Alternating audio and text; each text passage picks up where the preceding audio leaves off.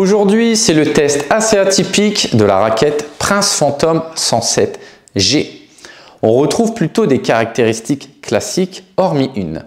Le poids est 305 grammes, le plan de cordage en 16 par 19, un équilibre plutôt bas en manche à 31 cm et tenez-vous, un tamis de 690 cm². Le plan de cordage en 16 par 19 est donc très ouvert. Le profil est de 21,5 mm sur les branches, 20 mm sur le tamis et 17,5 mm sur la tête de raquette. Sa rigidité horizontale est souple avec un indice de 60, alors que sa rigidité verticale est assez élevée avec une valeur de 80. L'inertie cordée, quant à elle, est de seulement 312,5. Et enfin, le twist weight est de 15,3, ce qui est une excellente valeur. On retrouve principalement trois technologies. Le fameux Texrem Twaron qui est amélioré grâce à l'ajout de fibres d'aramide qui vient améliorer le confort tout en conservant une excellente stabilité. Le système ATS qui vient ajouter du matériau Texrem et Twaron dans le manche et la partie haute de la tête de raquette à 2h et 10h pour améliorer la stabilité. Et enfin, cette fameuse barre anti-torsion qu'on retrouve dans les branches pour améliorer la stabilité. On a cordé cette raquette avec un cordage Headlynx 1,25 tendu à 23 dans les montants et 22 kg dans les travers. C'est une raquette qui est clairement dans le contrôle, elle m'a aidé à avoir beaucoup de précision. Par contre, j'ai peu de puissance avec. Elle se destine plutôt à des joueurs qui aiment frapper fort et qui aiment mettre du rythme. L'accès aux effets il est très bon, on a un plan de cordage qui est très ouvert dans un grand tamis, donc on sent que le cordage il travaille. Mais comme il manque de puissance et de poids en tête, la balle elle ne gicle pas, donc il y a un manque de poids de balle pour gêner davantage mon adversaire. Sans surprise, le confort est très bon. De manière générale, chez Prince, les raquettes sont très confortables. Même si vous sortez en dehors de la zone de frappe, on a un ressenti qui est uniforme et surtout pas de mauvaise vibration ressentie. C'est une raquette qui est aussi très maniable.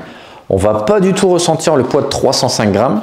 Étant donné que l'équilibre il est très bas, il est dans le manche, c'est un peu comme l'histoire du marteau. Quand vous prenez un marteau par le poids, vous allez le manier très facilement. A l'inverse, quand vous le prenez par le manche, c'est plus la même histoire, il est beaucoup plus dur à déplacer dans l'espace. Avec cette raquette, c'est la même chose. On va la déplacer très facilement.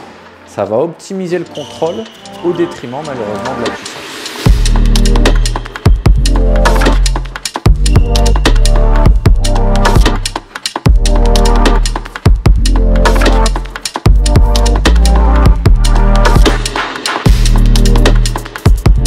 Au niveau du toucher, du ressenti sur les frappes, on a une raquette qui est plutôt souple, surtout si vous venez traverser la balle.